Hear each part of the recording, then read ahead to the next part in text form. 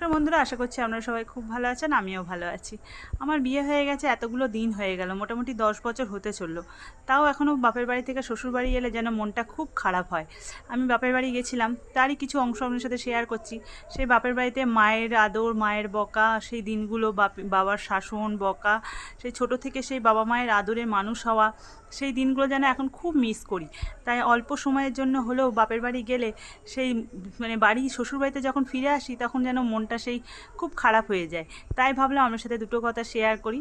এখানে এখন তার সেই বকাঝকাগুলো খেতে হয় না, এখন শ্বশুরবাড়িতে চলে এসেছি, এখন গেলেই আদর আপ্যায়ন হয়। কিন্তু সেই ছোটো থেকে বকা শাসন খেয়ে বড় হওয়া, তাদের ভালোবাসা, বকাঝকাগুলি হচ্ছে তাদের ভালোবাসা। সেই শাসন বকাটা করেছিল বলেই আজকে আমরা এই জায়গায় আসতে পেরেছি, যেটুকুই অর্জন করতে পারি তাদের জন্যই অর্জন করতে পেরেছি।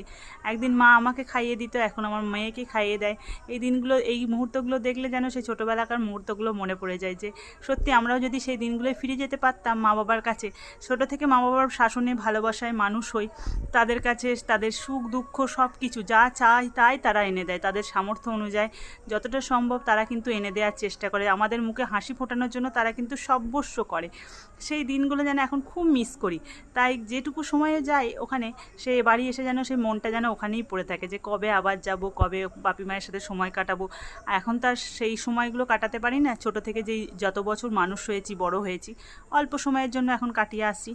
আর আমার তো এই দুঃখটা কষ্টটা এখনও হয় বিয়ের এতগুলো বছর পর। কার কার আমার মতো হয় অবশ্যই নিচে কমেন্ট করো।